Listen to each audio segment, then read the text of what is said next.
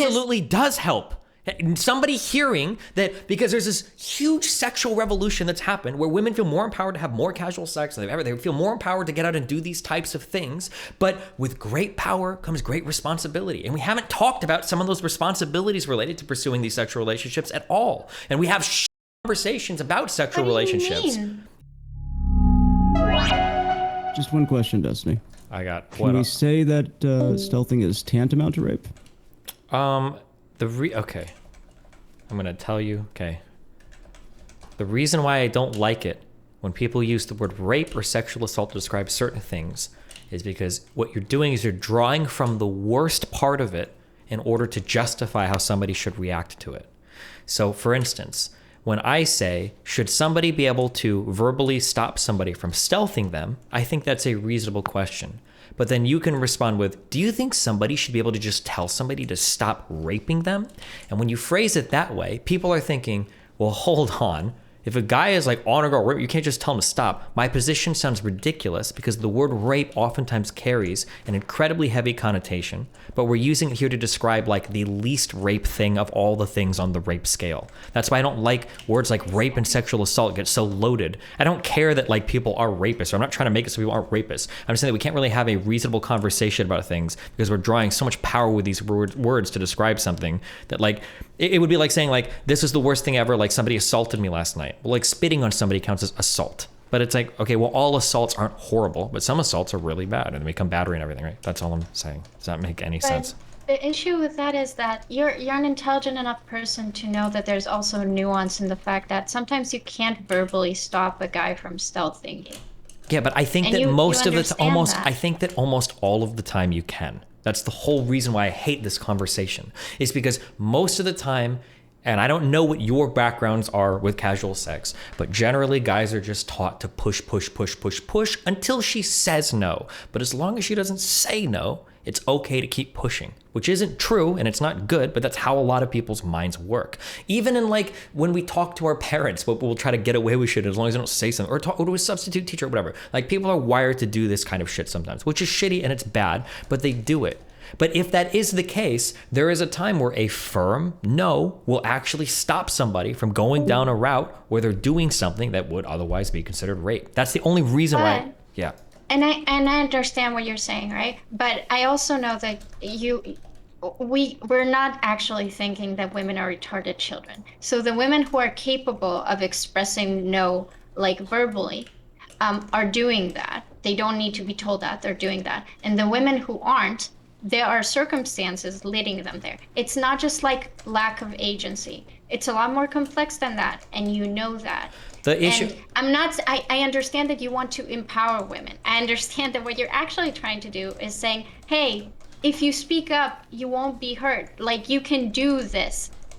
But I also know that you understand that the way you're saying it doesn't make a lot of sense in that context. Okay, so if I'm understanding what you're saying is there are some cases where somebody is being sexually assaulted and they obviously know they could speak up and say something, but this is a situation that precludes them from doing so. It's too risky, it's too dangerous, too scary. And in that case, they don't need to hear that they could have said no because they know they could have, but it was a case where it was too scary to say so otherwise, right?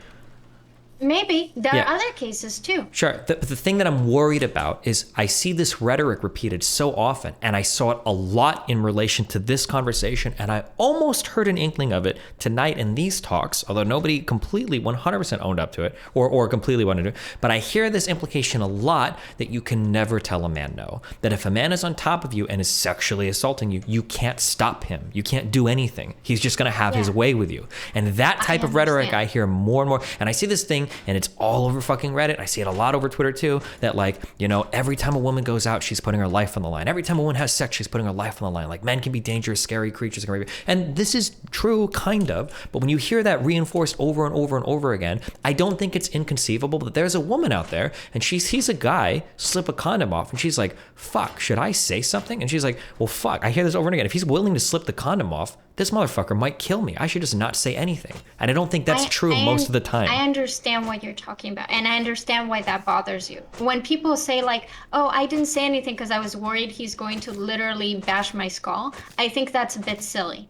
I think the truth is that gender relations have been internalized into us, and I think that you agree with me with that. I did not understand gender dynamics. I had to have a friend, a male friend, explain to me why it's scary to me when he puts his hand on my arm, but it's not scary to him if I were to cup his balls. And suddenly I understood the difference that I always intuitively understood.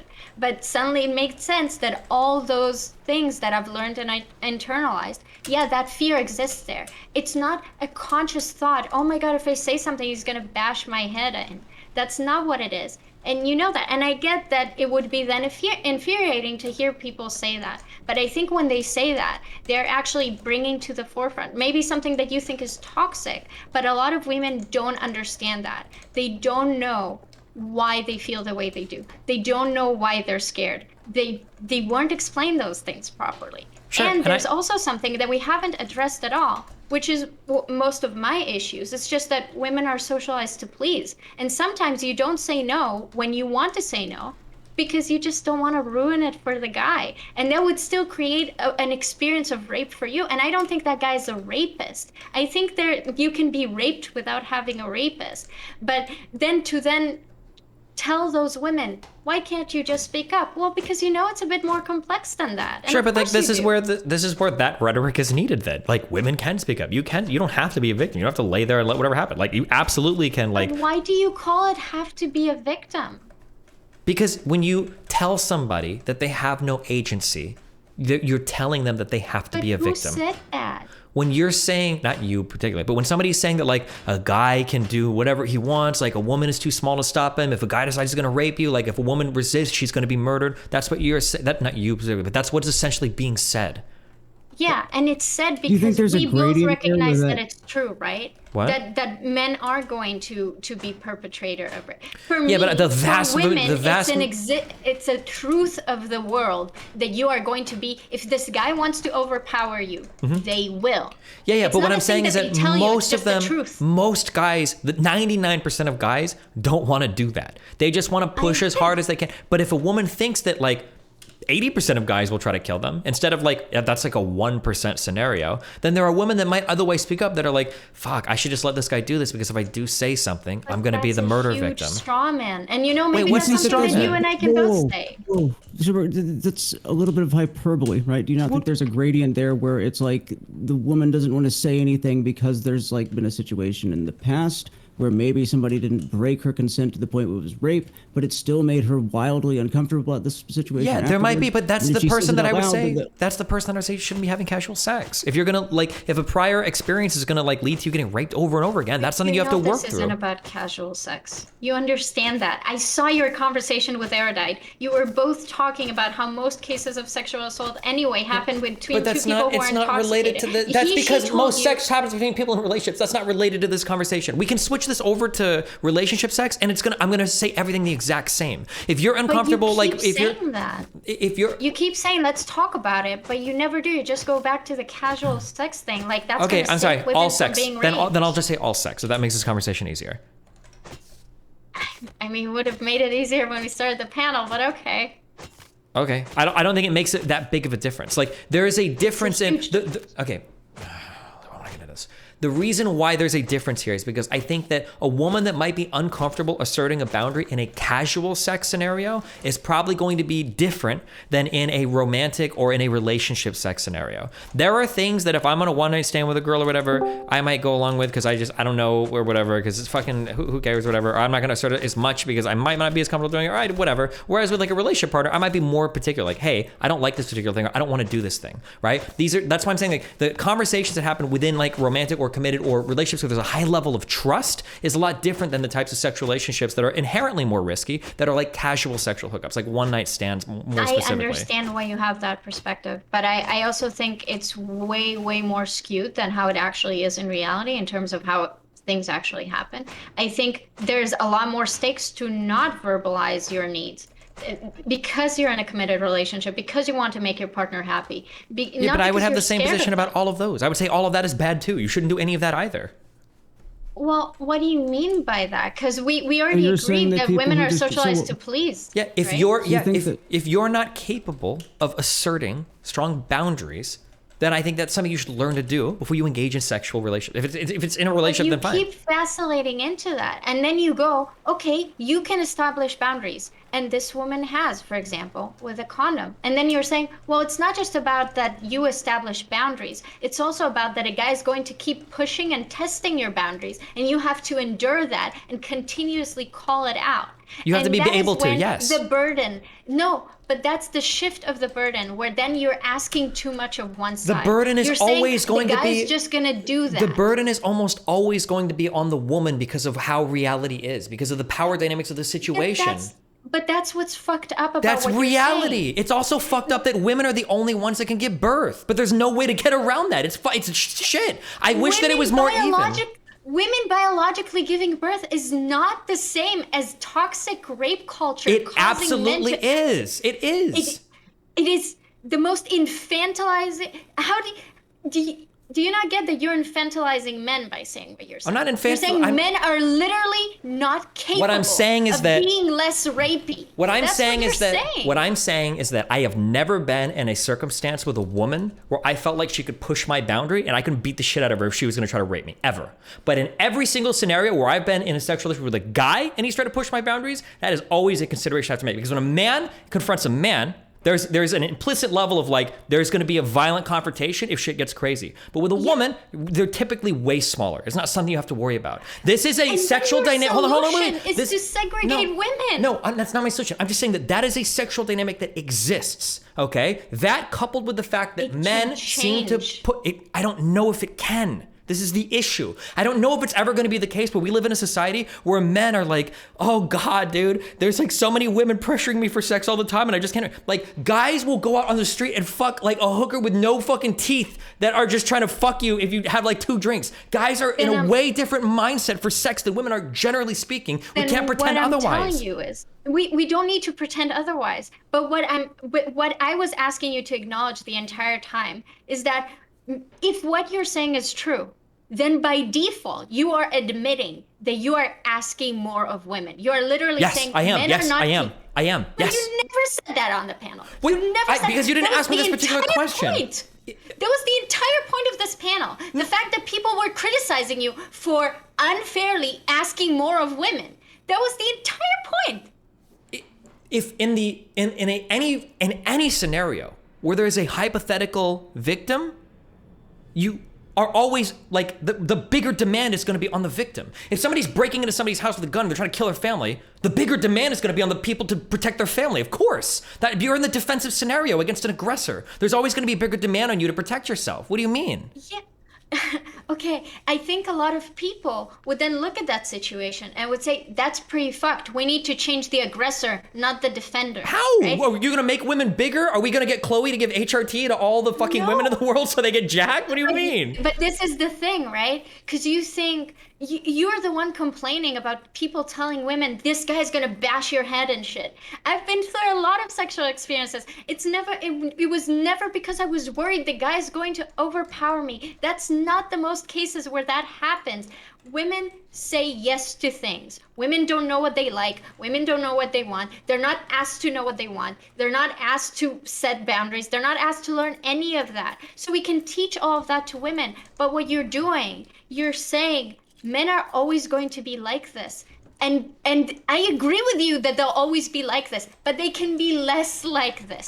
Maybe they can be. And that's why we tell men not to rape. We try to have a better conversation about it. Maybe they can be, but right now that's not the case. And when you're giving advice to women right now going out to have sex, it has to be for the men that exist right now in the world.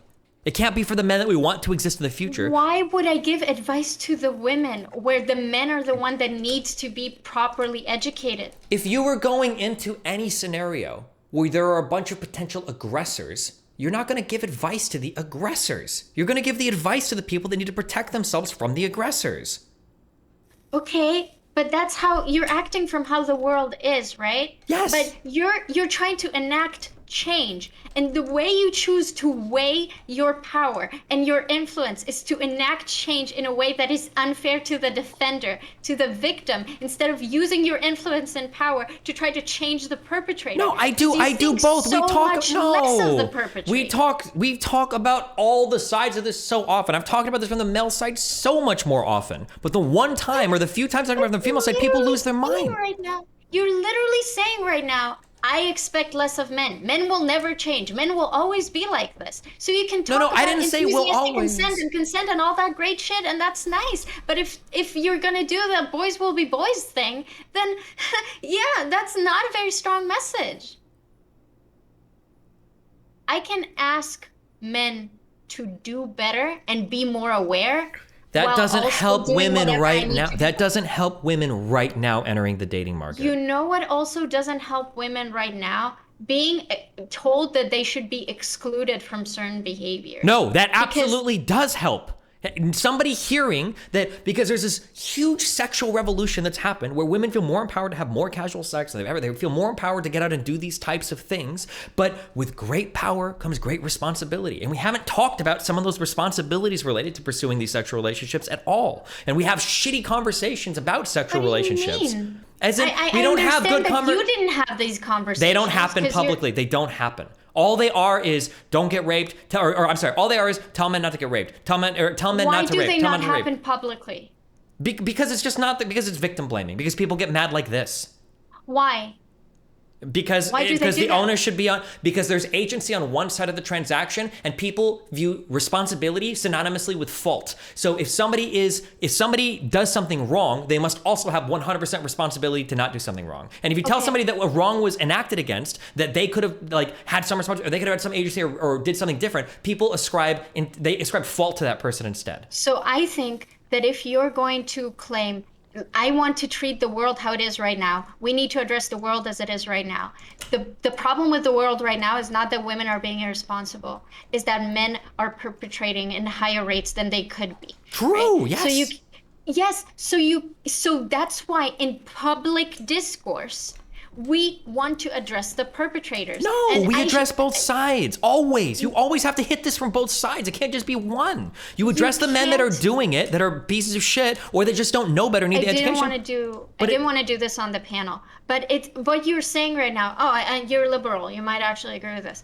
It's kind of like telling black people that they should do their best to behave with police because that will somehow save their lives. I say that all the time. You should say that. You absolutely should. It's not insane. And you know what? Hold on. You want to know what group of people? And I will say this from personal experience, and I know it's fucking true. And I know, I don't know if Prime will back me up on this, okay? Or he's a fucking liar, okay? Or he doesning have that experience for other reasons, which in case I'm sorry, okay? Do you know which group of people says to black people more than any other fucking group of people in the entire United States, do not fuck with cops? When a cop tells you to do some shit, follow directions. The people that say this the most are black fathers. That's who will tell people more than anybody else, don't fuck with cops, it's not worth it. Right? Yes, so when you have these situations where there are even situations that can be unfair, like police officers and black people, and there absolutely are these situations, we can still tell people on both ends, yeah, the criminal justice shit shouldn't happen, but black people also fucking chill around cops, be as chill as you can, treat them like insane psychopathic killers. That's what you have to do.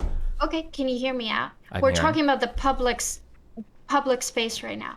Black fathers, there's no like black father discourse where people are telling black people they should be compliant with police. Most public discourse, and I think you'll say righteously so, is targeting police brutality, as it should be. Black fathers are doing it the same way that my dad told me not to wear that dress going to that specific area because it will be dangerous. And I told him, but that's not right. I'm allowed to dress however I want. And he said, do you want to be safe or do you want to be right?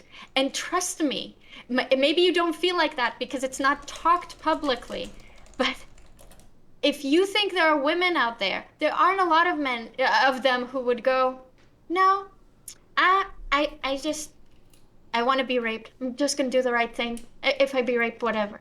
That's not true, and you know that. The discourse, the public discourse, cannot be about what women need to do more. Women are already doing so much. They're not. It's dog shit. Women are dog shit at keeping themselves safe. And I don't think there's enough conversation publicly around like what can happen to like make it so people are more safe. No, you think that. I know that. No, I didn't finish. You think what you do because you think that your solutions are better. And when they're not doing those solutions, they're doing a dog shit job. But what you're asking women is like, there's a lot of ways that I could keep myself safer. I could never walk alone. I could always carry a gun with me and pepper spray. I can always talk on the phone when I'm on the street at all times. There are millions of things that we can do. But if we just keep listing down the things that women are doing. Women are already not walking alone at night. Women are already having rape whistles. Women are already dressing appropriately. Women are already trying not to send flirty looks to guys that they're not actually into. To pretend like that's not true. To pretend like women don't try to defend themselves. When you go and you're like, you hear a woman has been like raped by 3 different guys, I get that upsets you. That upsets me too. But I don't think what is fucking wrong with this woman that she got herself into this situation. The problem is the conversations just suck around all of this. I mean, we can have like a whole, like every single thing you listed is advice that doesn't work for most people. Not walking alone at night. Hold on. The advice that you're giving is not having casual sex. We talk a ton about proactive steps you can take to avoid spicy situations on my stream. We've talked about it a ton, okay? The rape whistle, the having a gun and all that shit, and not sending flirty looks, this is for like the 7% of rapes where it's like a fucking stranger looking to fucking rape you. The vast majority of rapes don't occur here. They occur in scenarios where women just suck at negotiating or communicating consensual interactions during a sexual interaction. And women suck at it, but men suck at it too because they push and push and push. But it's a lot of suckiness on both ends. And you have to push from both ends to fix it. I'm tired of, we've gone in society from like men are expected to make all the moves. We've done that constantly and it's reinforced constantly through romance movies, through culture, through music, through everything else. And now we're telling men, you need to do the exact opposite. And now you've got to take all the responsibility for not raping people. There are movies I don't know if they still release it, I don't watch as many, where men are like creepy rapist fucks, but it's super romantic because the guy is hot. Have you ever seen like The Notebook? Like any of these movies where it would be a creepy fucking scenario if the guy wasn't super hot, but it's okay. These are the messages we've given men all the time. They've got all the control over the relationship and they need to push and push and push. And now we're saying they've got all the control not to rape. From like the 1990s. Sure,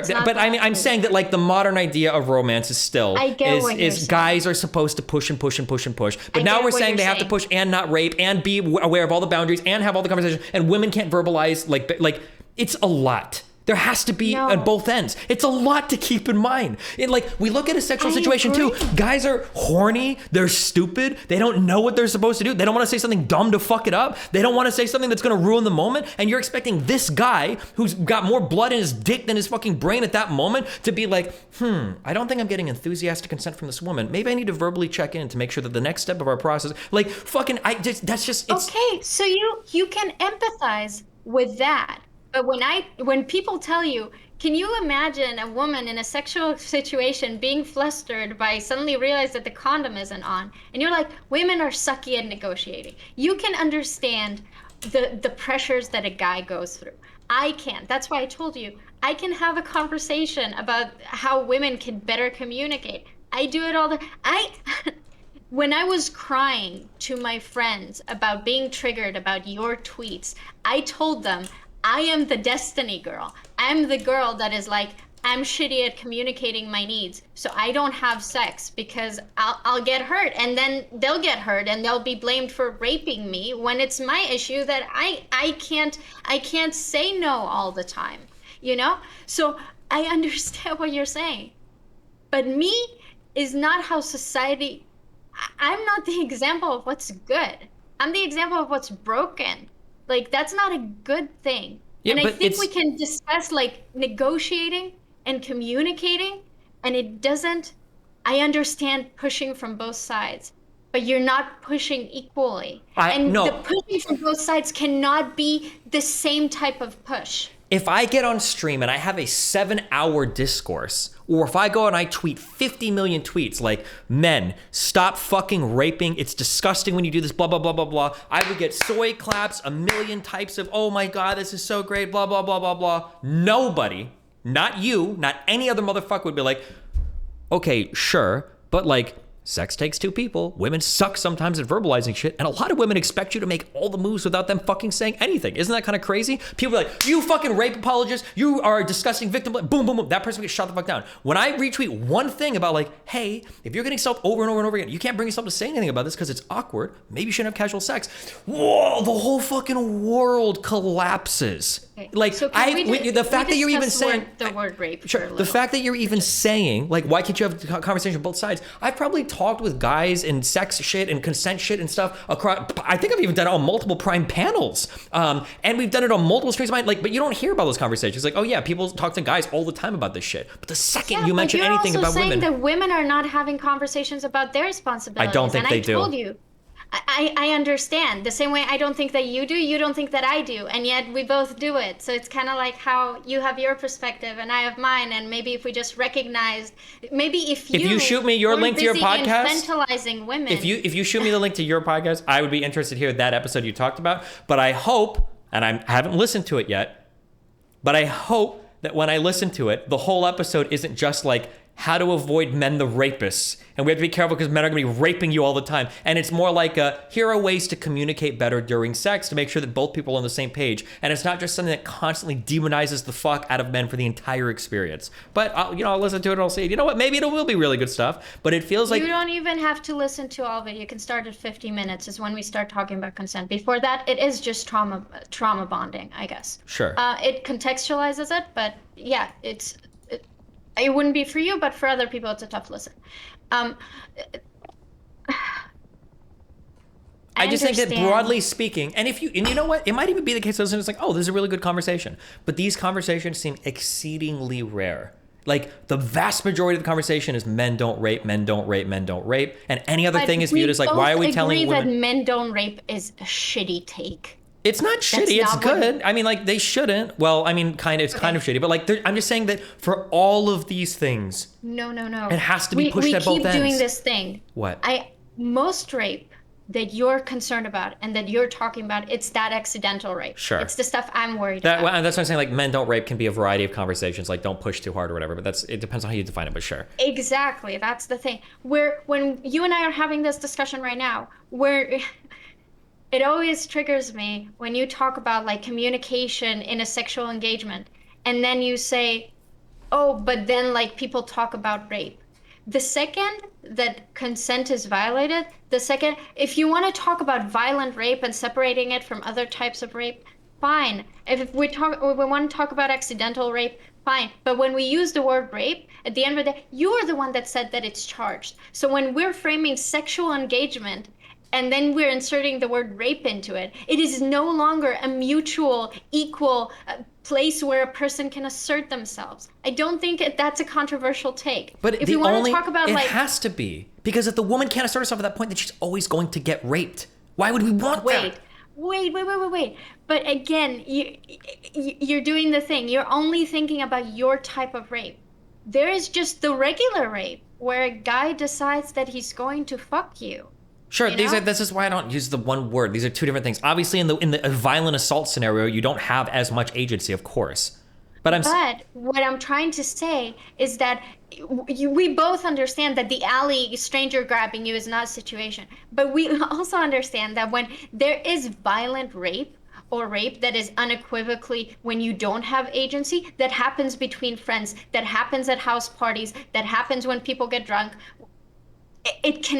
it's not uncommon, but I agree that accidental rapes are more common, and I agree that they are a big issue. But I think that you understand that there's a separation between those things, but when you're speaking about it, I can't address what I can't engage about accidental rape when we're also talking about just violent rape. But nobody here is talking about like violent rape, unless you consider stealthing violent rape. What do you think stealthing is? When a guy takes off his condom and fucks a woman? What do you mean? What do you think it morally means? Morally, it's a bad thing to do? What do you mean? Okay. So when Spectre was here, he asked you if you think stealthing is tantamount to rape, right? Yeah, I guess so, yeah.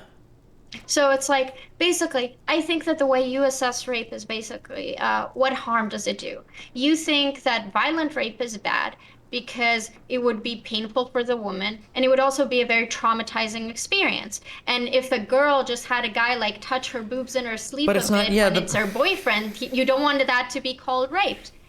Rape. I understand this is that. the problem, okay? I want to race you in a NASCAR race, okay? And you're asking me, like, what do you drive? And I say a car.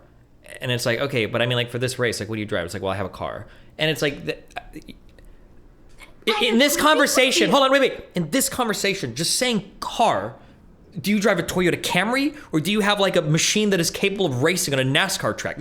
We're talking totally different things. So when we're having a specific conversation about stealthing is like this much on the rape spectrum. And then you want to call it, instead of something, you want to say, well, you're raping somebody, okay? Well, if you're going to ask me like, what should the female response be to stealthing, I can give you a pretty direct answer. But now you're trying to say, but when I give you that and you go, so you think women should respond that way to rape? It's a way broader thing. And now my answer sounds ridiculous and we're not having a conversation of reality anymore. We're just going for clip dunks. I understand, which is why I do think that we need more words. And I think you're a big, influential enough person to be able to introduce those concepts. But then why do you keep trying to ask me, like, do you think stealthing is rape? What is the value in that? Okay. I'm getting there now. Okay. So I do agree that we don't have enough words. I agree with you on that. You'll hear that if you listen to my podcast. When you talk about stealthing, you seem to either not fully understand or minimize its impact because you're comparing it to rape. And you're like, well, it's this tiny thing out of rape. But this tiny thing can still be a meaningful, hurtful, traumatic, yes, it is. Awkward experience. Yes. So when you think about it in the grander context of being grabbed and like violently, brutally raped, it doesn't seem like a big deal. But when you talk about like consensual engagement, and then you know that you wouldn't take your condom off if you agreed on having a condom. So when you say that's shitty behavior, that's rapey and toxic, but that's just going to happen, what am I supposed to do with that? Like, I'm just saying that, like, that's because not it okay. seems like I'm saying that like a woman should be able to stop somebody from stealthing her by saying something, but then the response is, you think a woman should be able to stop somebody while they're raping her? Well, now I sound like a fucking lunatic. That's why I don't like the application of the word there. So if a woman was being stealthed and she realized that in the moment, do we agree that some women would say something? Yes, they should say something, yes. No. Would we agree that some women do say something? I'm sure some women probably do, yeah. Awesome. Do we think it's the majority? I'm not sure. I don't know at this point. Okay. So there's that case, and that will be good. Let's pretend that stops the scenario, Sure. that helps, that your advice works. If women are not doing that, do you think that they're not doing that because they were told by society that they shouldn't speak out because they might be like killed instead? And that's your theory? That's some of them. It could be. It could be that some just aren't confident enough to bring it up. It could be that sex is awkward and so you just don't say it. It could be for a variety of reasons. But I feel like the reason where men are portrayed as these violent, murdering creatures, if you say something, it could go really bad for you. That seems to be a growing perspective that I'm hearing. Okay, awesome. But so I agree with you that narrative is not very compelling to me. And earlier I discussed with you about how I think that the reason why that rhetoric is used is because women just don't understand power dynamics. We're not explained that. So the stuff that I understand intuitively about being scared of men is something that I had to be explained to. Now I understand why I feel uncomfortable when I used to play fight with my ex and it would feel kind of icky even though I liked it. It's because I was constantly being reminded that he could grab me right now and do whatever the fuck he wants if he wanted to. And that's a very scary reality to live in, okay? So I understand that rhetoric is problematic. But you also gave other reasons. And I don't think you sincerely think that women who don't call stealthing out are just thinking, this guy's gonna bash my head. He's gonna do it. That's why I can't say anything. No, it's probably awkwardness, it's probably trauma response, it's probably inexperience, it's probably a lot of things, a Sure, lot more it could complex be. than nuanced There things. might be other things It like won't be that. solved by your shitty, crappy advice. But there might be things that can be solved by waiting to have sex until you figured out at least some of those things that are external to the situation itself, okay? If it's a huge dude that's doing some fucked Why up do you shit, think that? why do I think that you shouldn't engage in sexual activity? What do you mean? No, why do you think that like those things can be externally solved before sex? Because if you're having like traumatic responses to things, that's something you work through with therapy. How? I mean, it depends. Okay, It depends so- on the type of response. But like, Okay. if you're trying to argue that there are some problems that are unfixable, I'm never going to agree with you that we just I will never shoot argue women that. off into the rape That pits. is not what I'm arguing. Okay, so you're laughing. You're like, oh, how do you fix that? I don't know how. I'm not a psychologist or a therapist. But there are Exactly. ways. So I'll tell you. I can tell you because that's what I'm doing, right? I think that you have a very poor understanding of mental health. I'm sorry, and trauma in general. I have a lot of sexual trauma. I agree that it would be very hard for a trauma survivor, or like any person with trauma, any trauma at all, to work through that alone. But at the end of the day, if I never engaged sexually with anyone anymore because I have issues, I could never fix my issues. Because part of what therapy is having corrective experiences. Sure. And that means when you hold try on. to. Yeah, I understand. This is obviously the answer, right? When I'm But saying you didn't give it when I asked you. because it's when I'm saying has the person worked through it, I don't mean are they 100% done with everything and they know for a fact that they are going to have a positive sexual experience, right? Part of that working through it process might be I've gone as far as I can in therapy and I've done as much as I can, and the next step is to start having sex again. Obviously, Yeah. that would be a person that I would agree, yeah, they're probably ready for sex. This almost goes without saying, But you of never course. said that at any point. You just said don't have sex. Do you know about this woman that you criticized? You don't know where she is in therapy. You don't know if she did therapy. But you assume that she's not emotionally mature enough to have sex, right? You don't know any of that. You just assume that. When your advice is if you can't do this, don't engage in sex in a casual Learning sex, to do that's something assuming a lot again, of things. part of that is the therapy process. Okay. If I were to tell somebody, if you're deathly afraid of cars, then don't drive a car until you've worked through that fear. And then somebody's like, oh, I got you, Destiny. You're a dumb fuck. Because actually, part of working through that fear is going to therapy. Is driving a car. Obviously, Yeah. I would say, yeah, no shit. But it's not just Yeah, jumping except back that you in. never said it. Because obviously that's part of what I mean when I say if you're not ready for it. It's not obvious to anyone else besides you. No one got that. Okay. There's not a single person who understood that. I think that literally every single if somebody said, I've been going to therapy, I've talked these issues as much as I can, like I'm ready to go and try again, then obviously, yeah, well, you've done your homework, you've done. Do a response video and say that that's what you meant, and you'll see that everyone would be like, you dumb fuck, you never fucking said anything like that. What the fuck are you talking about? Okay. I wouldn't have said the things I said. I do think. Hold on. Wait. So then do you agree with all of the advice and every single thing I've said? If I change the one thing to don't have casual sex if you have to fix these things, unless you fixed as much as you can through the process of therapy and then you're ready to have sex again? I think, okay. I think you shouldn't be giving advice, but if that's the advice that you're giving, then I don't think there's anything wrong with it. Okay. I don't think you should give advice because I don't think women need your advice, especially because you're like, well, Katie, you're giving the basic of takes ever. And it's like, you didn't even say it. It's kind of like, okay, whatever.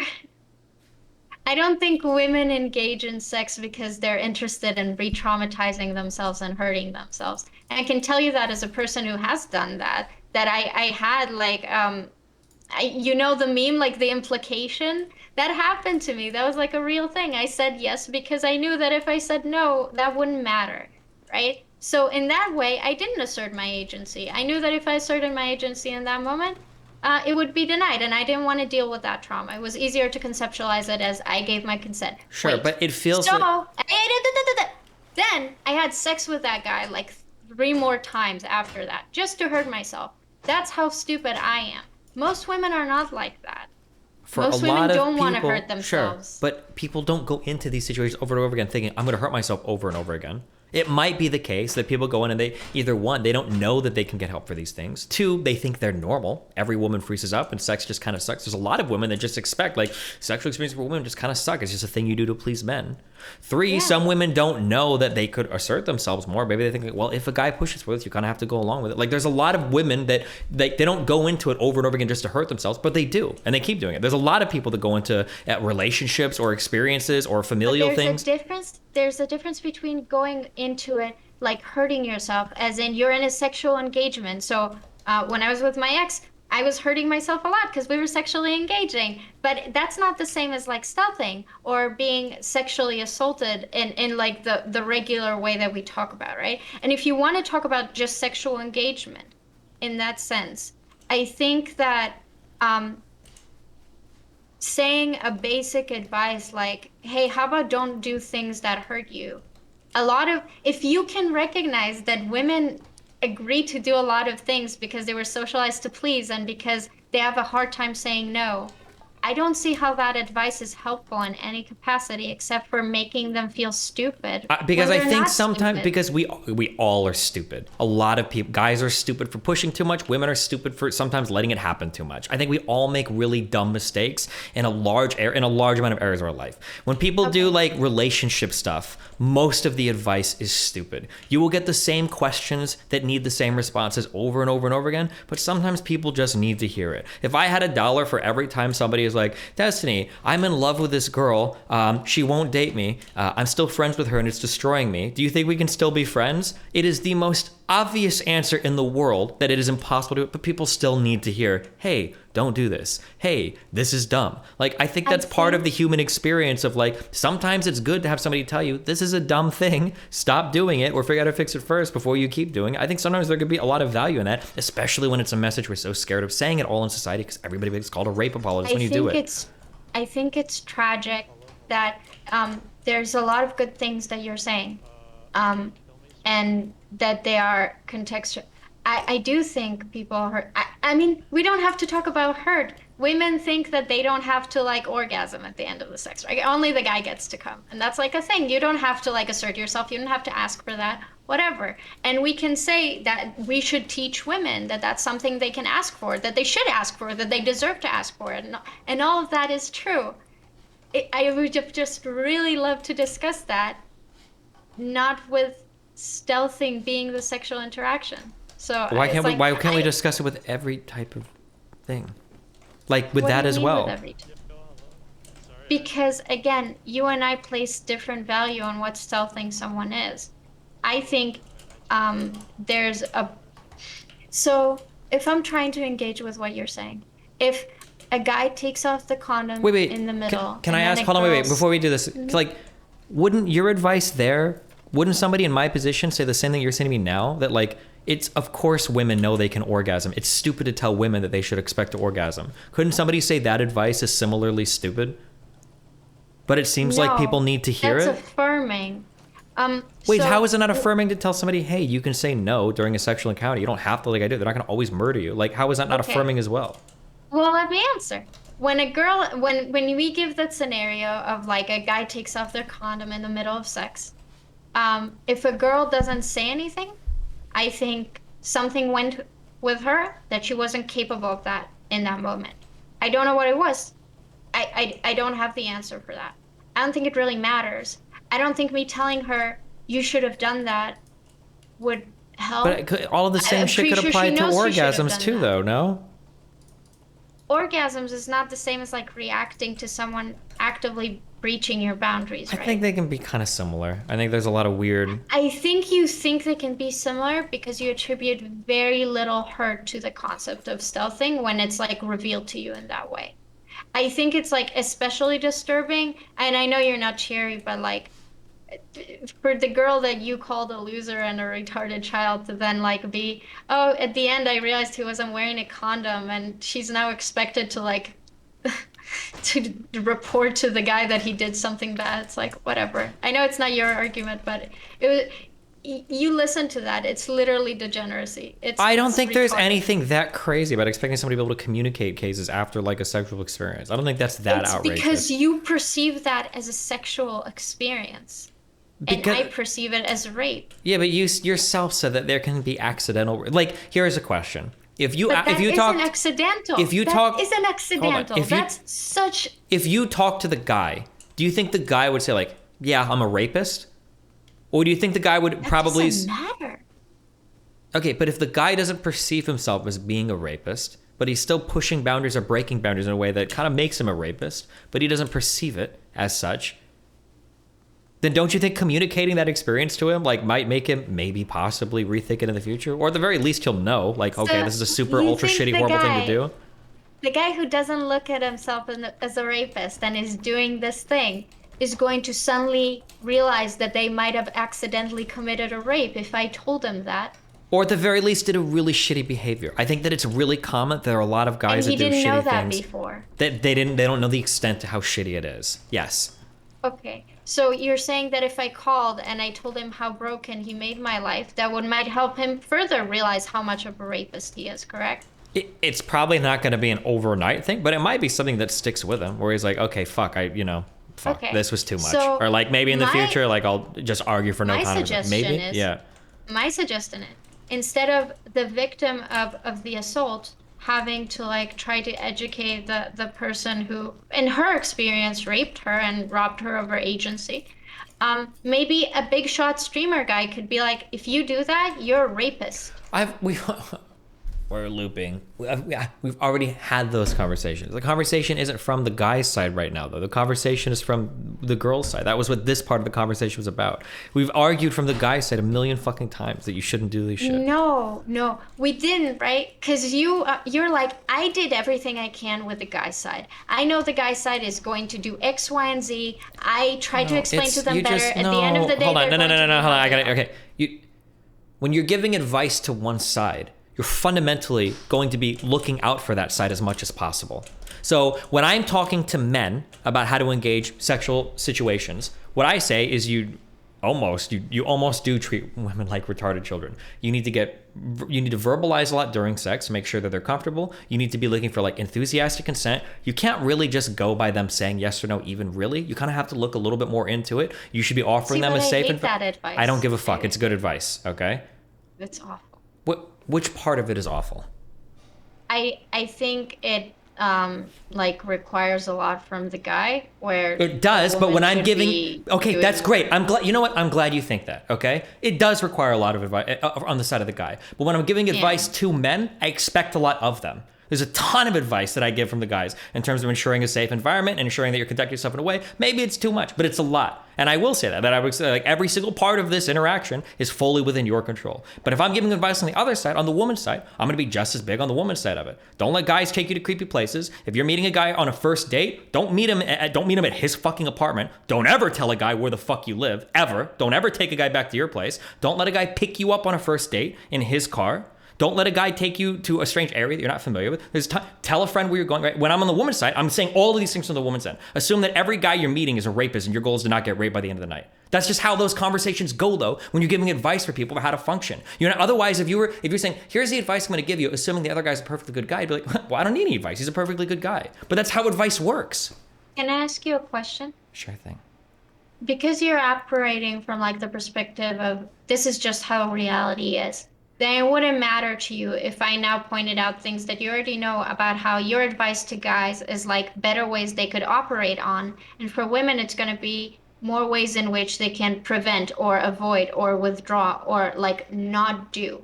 So the guy has to do a lot of things and have to be very proactive. And the woman has to be like reactive. She Well, has to ideally not. proactive in another way to Well, anticipate his she's actions. Yeah, sure. Yeah. Yeah. Not passive. She's active. She is the controller of her own fate. You have a lot of agency. The thing is, Uh-huh. my point is, she needs to be passive because hopefully we would want to be in an equal society, right? And this is where you'll say, but this is what reality is. But let me just for a second like describe utopia, right? Let's say we are in a place where the world actually makes sense and women don't have to regulate where they walk and how they walk. And like if a guy can go to a girl's apartment and they have that privilege because they're physically bigger, then maybe women would like to not have to worry about that. And I think a world can exist where men can be physically superior on average to women and that not matter. Okay, But I but don't think that world can exist if women are only asked to constantly withdraw and manage their behavior No, in a way it's that restricts their rights it's and not their it's not freedoms. restricting that world may never exist. If it is going to exist, it's probably not going to That's be in our true. lifetimes. This has been like the That's sexual true. dynamics of our species since the start of civilization 10,000 years ago. I And since agree this, with you. so I'm not saying it when will I'm giving, necessarily so happen. I'm saying I'm going to sure, work for sure, it. and we should work for it by telling both people, because if every single man followed my advice, it wouldn't matter if women listened to anything I said. They could ignore everything because men wouldn't be rapey. They'd be verbally checking in. They'd be making sure that the woman is like super into things. They'd be ensuring her safety, right? So women would need to do it. But if women listen to my Not advice, after then it your wouldn't. take on this panel. What? Not after your take on this This panel was Michael. not about male behavior. It was about female behavior. And you seem allergic to any type of criticism or advice relating to women's behavior in sexual relationships. This is the whole problem. But you know that's not true. Then why do you have so much of a problem with me saying women should be able to do these things? Because the context in which you expect them to do these things is unreasonable. What? Why? How? How is it unreasonable to kinda tell like- somebody to verbally assert a boundary? This is the only time it matters. Your agency doesn't matter when the guy is respecting your agency. The time that it matters is when he's trying to disrespect it. That's the most important time to assert yourself. It's the only time it Yes. matters. Yes, but I know you understand like power dynamics, right? And I know you understand what punching up is. I know you know all these things, right? So it seems silly to me to have to like woman-splain to you that maybe criticism about women is not going to go over the same it will about men. Then, It makes then fuck sense the to people me. that make that act like that, because you should be able to give advice on both ends without it turning into a huge victim blaming shit show. And when somebody tweets out think- some shit like I I think got it could stealth have 3 been or 4 that. times and I don't know what's going on, but I'm gonna have more casual sex tomorrow, that's a pretty harmful message. Maybe we should take a step back and say maybe it's not good to encourage these types of people to I keep think throwing it themselves could into have sexual been like relationships. that. I think it could have been like that. I don't think it could have been like that with what you chose to respond to. I can tell you just personally, like watching like the Hanzo Vakir guy, like read out that tweet about her being raped harder, and then seeing you laugh was it was devastating. It was not a nice moment. It's such like these are hard conversations, and I'm not going to let these conversations be held hostage by trauma responses. You do everybody They're a not disservice. held. That's exactly They're not. what you're doing.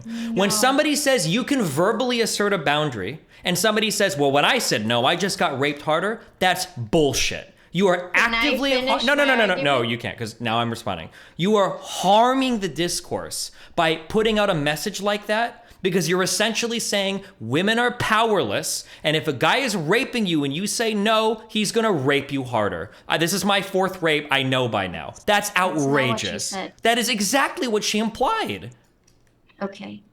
Do you think that if this woman has trauma because she was violently raped, the bad rape, not the accidental rape, she might now struggle to exert her agency? We understand It's that, possible, right? yeah. Okay, so let's say this woman is horribly traumatized and scarred, right? She's not contaminating the discourse by having trauma responses, right? By having them publicly, you are. This is why trauma responses should be a private thing, either between close friends or a therapist. Trauma responses Can I ask you are. a question? Go for it. This might be a bit inappropriate. Don't you think how you are with Anna is just you having a trauma response? No. Me having a trauma response? Yeah. No, I don't think so. Or in what way? Do you want to elaborate on that? Yeah. I think that It's very clear to everyone that this woman has done inappropriate things. And I think maybe toxic masculinity or maybe just destiny being destiny, you won't say, this really hurt me, this is disturbing to me, I don't like what this woman is doing to me, and I'm being infringed upon, you know? I And I think think, if I was having a trauma response to it in certain ways, then I would say that that would be inappropriate to have publicly. So let's say, for instance, agree. I was saying things like somebody needs to kill her, or I need to end this woman's life because I can't handle this anymore. That might be an example of, like, in therapy, that might be a legitimate response to have to somebody that scares you. But publicly, that sort of trauma response would be unbelievably inappropriate. It would be so inappropriate to have that. So the reason why I tell you that you don't understand mental health is because you think trauma response presents in a certain way. I watched that stream when you were trying to explain to Anna why she has borderline personality disorder. And if you weren't triggered in that moment, then I don't know what the fuck you were. That is trauma Hold response. on. Getting triggered or upset about something, not all of those things are trauma responses, okay? Getting triggered is literally a trauma response. Not anymore. That's not what it means in common parlance. Getting triggered just means getting mad. No, Anna doesn't. I I don't actually triggered. Okay. I mean psychologically triggered. Anna doesn't. I don't give a fuck about SPW triggers. So, well, since now we're doing therapy, all you can go is on my self-reporting. Anna is not somebody that triggers me. The confrontations can be challenging or I don't want to say fun, but I enjoy the conflict or whatever. But I also have, quote unquote, gotten triggered by you in this conversation and things that you said. But I'm not having a trauma response, right? These things are enjoyable for me. They can be challenging. But like when I turn off the stream, if I saw like a picture of Anna, or if she called me, like my pulse isn't going to increase, I don't feel like I'm going to have an anxiety attack or a panic attack, and I'm not like starting to have like an adverse effect because I'm seeing like, holy shit, fuck, it's Anna again, right? Just because there are like certain challenging confrontations I have. Okay, so nothing about my interaction with Anna is a trauma response. I might get upset and I might shout at her or something, but it's not. That makes it a not. lot worse. Okay. Okay, fine. But trauma responses are by definition irrational, generally. Well, they're irrational in that, like, we don't generally want trauma responses because we're responding to something in a way that we don't usually want to. That's why it's a traumatic response. But when we air a trauma response sure, is. when we air those traumatic responses publicly, in a way, you're sort of reinforcing that those traumatic responses can be okay. And that's what's happened largely with women and men, where a woman will be public about her traumatic response to a male. And it seems like there's a lot of responses like, yeah, all men are kind of rapists, or yeah, a lot of men are. Instead of realizing, okay, your trauma response is obviously traumatic, but like we need to work through it. We're reinforcing these trauma responses online by making them seem valid, which they're not. They're by definition irrational and hopefully solvable. Okay, so I think what you're trying to do is you're trying to help, and you're just very bad at it. Okay. No, hold on. So I don't care about helping. I'm not trying to help. I try to give good advice to my audience over this shit. If I wanted to be a therapist to somebody, I can have those conversations. That's not what I'm trying to do. Most people on Twitter are fucking assholes. I don't believe half the shit anybody says. That's my goal isn't to help that person. Yeah, my goal is to have good conversations with my audience. I think that my audience understands what I'm saying, and I think some people that listen to these conversations in the middle understand what I'm saying. My goal is not to give advice to that particular person on Twitter. If your audience understands what you're saying, that your audience is learning that trauma responses are irrational and should be disregarded because they're unhelpful to I didn't discourse. say they should be disregarded, but they absolutely should not be reinforced. Reinforcing a trauma response is abuse. As in pretending that a person's trauma response is okay or should be furthered, or that we need to make large accommodations for that person. A trauma response Why do you think that? Because when you see a trauma response and somebody goes, yeah, it's like soy, all men are horrible. Yeah, a lot of men are rapists, blah, blah, blah, blah, blah. That person that originally was having a traumatic response, now she's getting external reinforcement. Like, yeah, fuck, it's not just trauma, actually. All men are rapists. Like, yeah, actually, a lot of men. Yeah, this is actually true. That's a very weird conceptualization of what's happening. That is exact. Not only is this what is happening, there have been a myriad of psychology. We fucking read a whole paper on this a couple weeks ago about how damaging it is that a lot of the mental health shit online has been romanticized so much, and that all of these traumatic behaviors are just being reinforced and accommodated and reinforced and accommodated, and our understanding of mental health and our conversation about it publicly are worse than they were 20 years ago when we demonized it. It's gone overboard in the other direction, where it's been romanticized such that mental illness is now a goal for some people because it's like a flag of honor they wear without even understanding it or trying to work through it. Do you realize that you sound like a fucking conservative right now 5 years talking ago? about how communism. Yeah, Like, it sucks, but unfortunately, that's where we've gotten to. Yeah, 10 or 15 no, years that's ago, what you think we've no, gotten it is to. absolutely where we got to. 15 years You are ago, the one who came on panel and told us that we're all losers living online. When I make my criticism, wait, hold I on, know I that live most online. people What are do you mean not by that? losers online. They're not losers online. They're outside in the real world when mental health is still being demonized, where women are being told to not speak up, when there is bad, bad social repercussions to being sexually assaulted as a victim. Okay? If you're going to talk about online Twitter triggers me because everybody uses their mental health disorder as a badge of honor, fine, but that's not the real world, and I you know that. Yeah, that was my argument 2 to 3 years ago, but it doesn't seem to be the case. It seems like the stuff that's going on Twitter, no, I don't think so. If it's gotten to the point to where other psychologists are writing papers about it now, like what percentage of the real world has like a Facebook, Twitter, or Instagram account? It's probably like 70, 80% plus. We can't just continue to ignore all of the conversations that happen online while we also see these things playing out in large scale across college campuses and then say like, oh, well, it's just all online, LOL, soy, soy, soy. It's not real. Obviously it is real and it's having a larger impact. That is absolutely what is happening. That's not what I'm saying. What I'm saying is what you see online. And so if somebody comes and they're having, I don't think the girl that you retweeted the retweet to, I don't think she had a trauma response. I think she shared something. And there was nothing wrong with that. The part that sounded weird was when somebody said a rapey thing happened in the 3 times, but they didn't say anything because it was awkward. That's a stupid thing to say. If it's too awkward to say something, then maybe you shouldn't be having casual sex, which was Mindwave's original retweet, which I agree with 100%. And I think even you, in a roundabout way, in some parts of this, almost agreed with that. That if you can't verbalize something in an encounter like that, that maybe you probably should wait. No, I would never say that because she was stealthed, and that's different. You know that. We had this discussion. Like wait, hold on. 500 Let me times. just, so that I'm clear. My question was, now there's other stuff that came out afterwards, but that wasn't relevant because people were already defending what was being tweeted right then.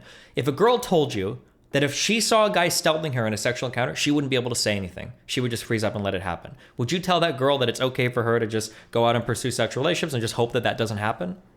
As a person that sometimes freezes and sometimes doesn't, I understand that freezing is not a always or never type of a thing. It's very contextual and very incident dependent.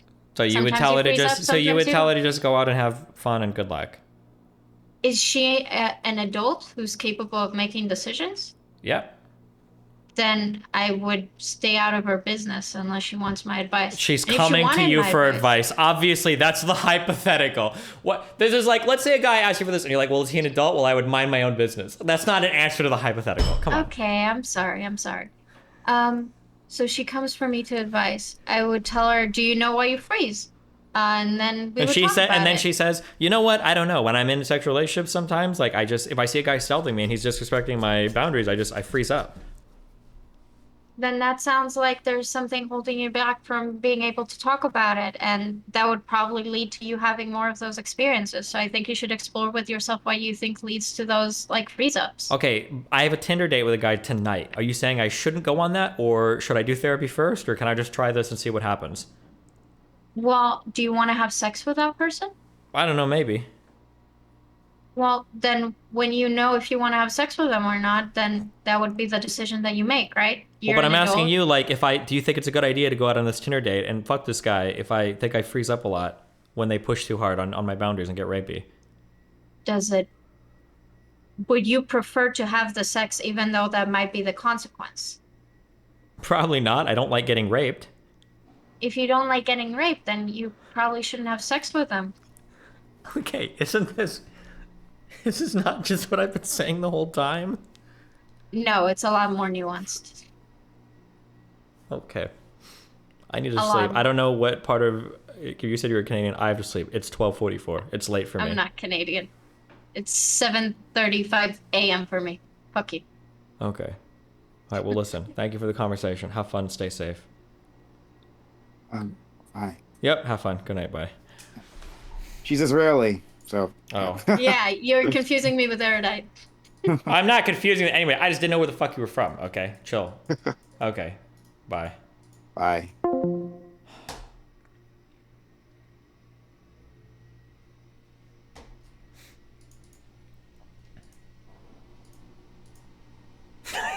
What is this stupid fucking video?